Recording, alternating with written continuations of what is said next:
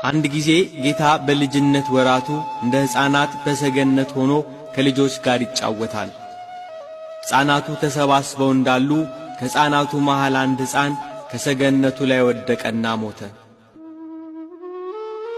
የዚያ ሕፃን ልጅ ስም ዜኑ ይባላል። አብረውት የሚጫወቱ ሕፃናት የልጁን መውደቅ ሲመለከቱ ፈርተው ሸሹ። ጌታችን ኢየሱስ ክርስቶስ ግን በዚያ ሰገነት ላይ ብቻውን ቀረ።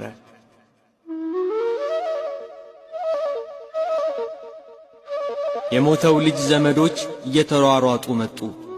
ጌታንም አንተ ነህ ገፍተህ የጣልከው ብለው ያዙት። እርሱ ግን አልጣልኩትም እያለ ተናገራቸው። እጅግ ብዙ ዘበዘቡት፣ መረመሩት። ከመሃላቸው ወጥቶ ወድቆ ወደ ሞተው ልጅ ሄዶ በታላቅ ድምፅ ዜኑ ዜኑ ብሎ ተጣራ። አልዓዛር አልዓዛር ከመቃብር ውጣ ብሎ አልዓዛርን ከመቃብር እንደጠራው ዜኑ ዜኑ ብሎ ተጣራ።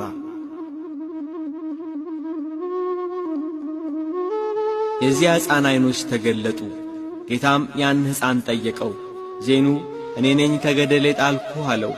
ያም ሕፃን አይደለም አንተ አልጣልከኝም ብሎ በዘመዶቹ ፊት መሰከረ። ሕዝቡ እርሱ ብቻውን ታላላቅ ተአምራት ያደረገ ከልዑላን ይልቅ ልዑል ነው እግዚአብሔር እያሉ አመሰገኑ። ጌታችን መድኃኒታችን ኢየሱስ ክርስቶስ የ5 ዓመት ልጅ በነበረ ጊዜ ከወንዝ ወርዶ ይጫወት ነበር። በልዩ ጥበብና ዕውቀት ውሃውን እያፈሰሰ አሸዋውን እያጣራ ደቃቁን አፈር በጉድጓድ ውስጥ እያስቀመጠ ይጫወታል። የላመውን ደቃቅ አፈር ጭቃ አድርጎ 12 የወፍ ቅርጽ ሠራ። ይህን እያደረገ የሚጫወትበት ቀን ዕለተ ሰንበት ነበር። አብረው የሚጫወቱ ሕፃናት አብረውት ነበሩ። አንድ አይሁዳዊ ጌታ የሚሠራውን አይቶ ወደ ዮሴፍ ሄዶ ሕፃኑ ኢየሱስ በሰንበት መደረግ የማይገባውን ጭቃ እያቦካ 12 የወፍ ምስል ሠራ ብሎ ጌታን ከሰሰው። አረጋዊ ዮሴፍ ይህን ስሞታ ሰምቶ ወደ ጌታ ኢየሱስ ክርስቶስ ሄዶ በሰንበት ለምን ይህን አደረክ ብሎ ተናገረው። ጌታም እጆቹን አጨበጨበና እፍ አለባቸው። ከአፈር ባበጃጀው በአዳም ላይ የሕይወት እስትንፋስን እፍ ያለ ጌታ ጭቃ አብኩቶ በሠራቸው የወፍ ምስል ላይ እፍ አለባቸውና ከዚህ ሂዱ፣ ሰው ከሌለበት ከዚያ ስፍራ ብረሩ አላቸው። እነዚያ በጭቃ የተሠሩ ወፎች የእግዚአብሔር ልጅ የተመሰገነ ነው እያሉ በሩ። ከእርሱ ጋር የሚጫወቱ ሕፃናት እንደ እርሱ ጭቃ ለውሰው የወፍ ምስል ሠሩ። ከዚያ ከጠዋት እስከ ማታ ጉሮሮአቸው እስኪያብጥ በእነዚያ ከጭቃ በተሠሩ ወፎች ላይ እፍ አሉባቸው። አንዳቸውም አልበረሩም። እባክህ ፈጽሞ እንዲንቀሳቀሱ ማድረግ አልተቻለንምና ምን እናድርግባቸው? አንተ እፍ በልባቸው እያሉ ለመኑት። እሱ ግን የሚያደርገውን ያውቅ ነበርና ዝም አለ። አንድ ሕፃን ግን ጭቃውን እፍ በማለቴ አዕዋፍ የሆኑ ዘንድ እባክህ ሥልጣን ስጠኝ እያለ አብዝቶ ለመነው። ሕፃኑ ኢየሱስም ሂድና የድንግል ማርያም ልጅ ተነስታችሁ ብረሩ ብሏችኋል ብለህ እፍ በልባቸው አለው። እንደ ተባለው ብሎ እፍ አለባቸው። አዕዋፍ ሆነው በረሩ። ዳግም ግን ከጭቃ ለውሶ እፍ ቢልባቸው ሊበሩ አልቻሉም። ይህ ሕፃን ድጋሚ እንዳልበረሩለት ሲያውቅ ወደ ጌታ እያለቀሰ ተመለሰ። ነገር ግን እሱ ተሰውሮ ነበርና አላገኙትም። ለሕፃናቱ ወላጆች፣ ለአካባቢው ሰዎች ነገሩ አስደንጋጭና አስፈሪ ሆነባቸው። ጌታ ከኀጢአት በስተቀር ሰው የሚሠራውን ሁሉ ይሠራ ነበር። በልጅነት ወራቱም እንደ ልጆች ይጫወት ነበር።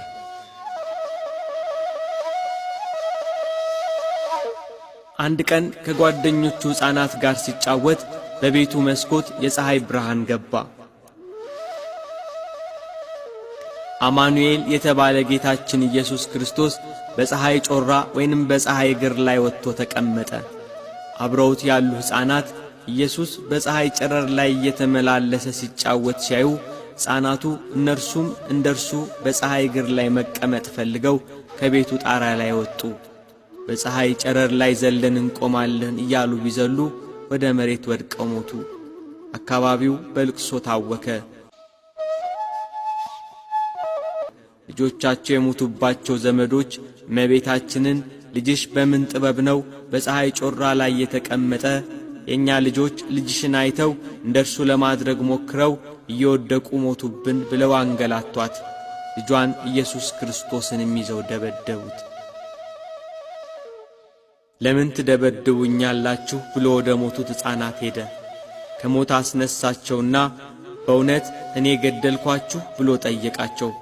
ሁሉም ተነስተው በአንድ ቃል አቤቱ ጌታችን አምላካችን ሆይ አንተስ ትንሣያችን ነህ፣ ለአንተ ምስጋና ይገባሃል፣ ለላከህ ለአብ ምስጋና ይገባል፣ ለባሕሪ ሕይወትህ ለመንፈስ ቅዱስ ምስጋና ይገባል፣ መላእክት በሰማይ ሲያመሰግኑህ ሰምተናል አሉ። የአካባቢው ሰዎች ግን በነገሩ ተደናገጡ።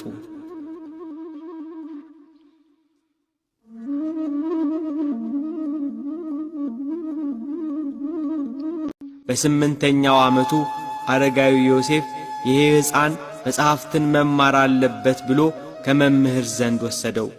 ሕፃኑ ኢየሱስ ክርስቶስ ትምህርት ቤት ገባ። መምህሩ አልፋና ቤጣ በል ብሎ ጌታችንን አዘዘው። ጌታችን ኢየሱስ ክርስቶስ ግን እንደ ሕፃናቱ በል የተባለውን አልደገመም። አልፋ ማለት ትርጉሙ ምንድነው ንገረኝ ብሎ መምህሩን መልሶ ጠየቀው። መምህሩ ፍጹም አዋቂ መሆኑ ስለገባው ደነገጠና ማስተማሩን ተወ። በሌላ ጊዜ መምህሩ ሲጽፍ ጌታችን ኢየሱስ ክርስቶስ ቀዩንና ጥቁሩን ቀለም ወስዶ ደባለቀበት።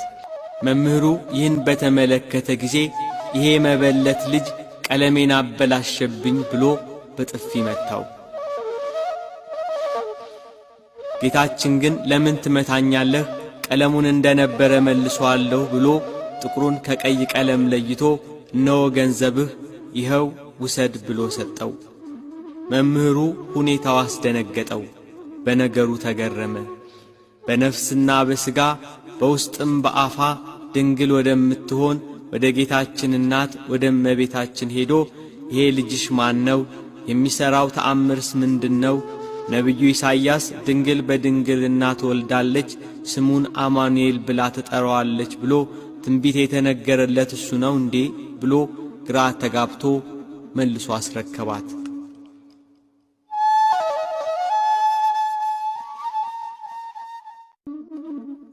በልጅነት ወራቱ እንደ ልጆች እየተጫወተ እንደ አምላክነቱ ተአምራት እየሠራ አደገ።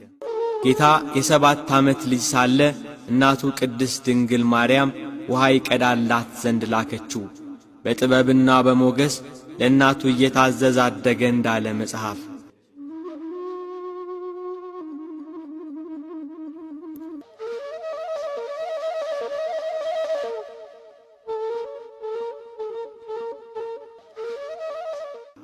በመንገድ ላይ ውሃ የሚቀዳበት ገንቦ ተሰበረ።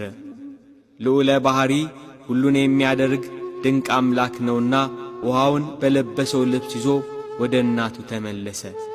እመቤታችን ቅድስት ድንግል ማርያም በነገሩ ፈጽማ ተደነቀች። የሚያደርገውን እየተመለከተች በልቧ ተጠብቀው ነበር እንዳለ ቅዱስ መጽሐፍ።